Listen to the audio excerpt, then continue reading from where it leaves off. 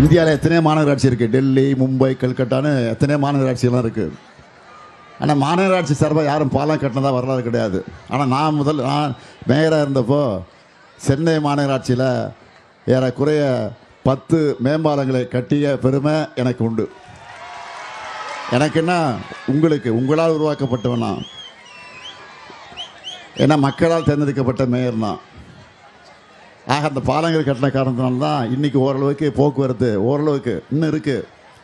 அதுக்காக தான் இப்போ நம்ம ஆட்சிக்கு வந்து இந்த 5 வருஷத்தில், ஏற்கனவே இருந்த 5 வருஷத்தில் திராவிட மாடல் ஆட்சி வந்த பிறகு, நான் முதலமைச்சராக வந்த பிறகு இப்போது மாநகராட்சி சார்பில் ஏறக்குறைய 19 பாலங்களை கட்டியிருக்கிறோம். புதுசாக கட்டியிருக்கிறோம். சிறு பாலங்கள் கட்டியிருக்கிறோம். இன்னும் பல பாலங்களை கட்டிக்கிட்டு இருக்கிறோம். மெட்ரோ ரயில் திட்டத்தை கொண்டு வந்திருக்கிறோம்.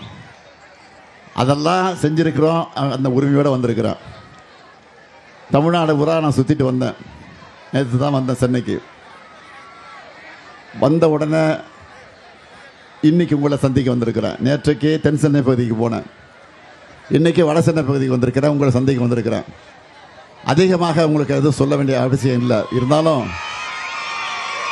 நான் உங்களை கேட்டுக்கு வரும்போது, உங்களோடு இருந்து உங்களுக்காக பணியாற்றுகிற, உங்கள் வீட்டு ஊழியனாக, உங்களுடைய தொண்டனாக, உங்கள் வீட்டு பிள்ளையாக இருந்து பணியாற்றுகிற ஒருவன் வேணுமா?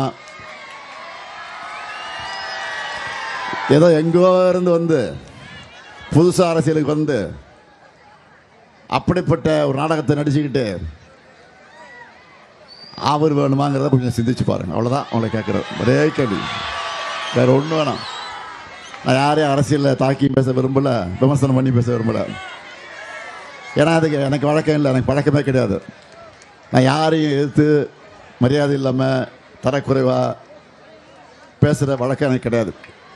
அதனால் நான் உங்களையெல்லாம் அன்போடு கேட்டுக்கிறேன். ஏற்கனவே மேயராக இருந்து நான் ஆட்சிய பணிகள் உங்களுக்கு தெரியும். இப்போ முதலமைச்சராக பொறுப்பேற்று இந்த 5 வருஷமாக ஆட்சியிருக்கக்கூடிய பணிகள்லாம் உங்களுக்கு என்னால் தெரியும். தேர்தல் நேரத்தில் அறிவித்த திட்டங்கள் எல்லாம், சாதனைகள்லாம் ஏறக்குறைய ஒரு 90% பணிகள் நம்ம முடிச்சிருக்கிறோம்.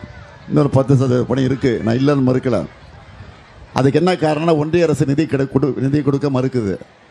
ஒன்றிய அரசு பர்மிஷன் கொடுக்க மறுக்குது. இப்போ மெட்ரோ திட்டத்தை பாருங்கள், பாதியிலே நிற்குது. முக்கால்வாசி முடிஞ்சிடுச்சு, இன்னும் கொஞ்சம் இருக்குது. அதுக்கு நிதி கொடுக்க மாட்டேங்கிறாங்க. நம்ம வீட்டு பிள்ளைங்க படிக்கிறதுக்கு ஒன்றிய அரசு கொடுக்க வேண்டிய நிதி, அதை கொடுக்க மறுக்கிறாங்க. என்னன்னு கேட்டால், இந்தியை படிக்கணுமா, மும்மொழி திட்டத்தை ஏற்றுக்கணுமா அப்படின்னு கட்டாயப்படுத்துகிறாங்க. நான் சொல்லிட்டேன், நீ 4000 இல்லை 10,000 கொடுக்குறதுனால நாங்கள் இந்தியை ஏற்றுக்க மாட்டோம், எங்களுக்கு இருமொழி தான் சொல்லிட்டோம்.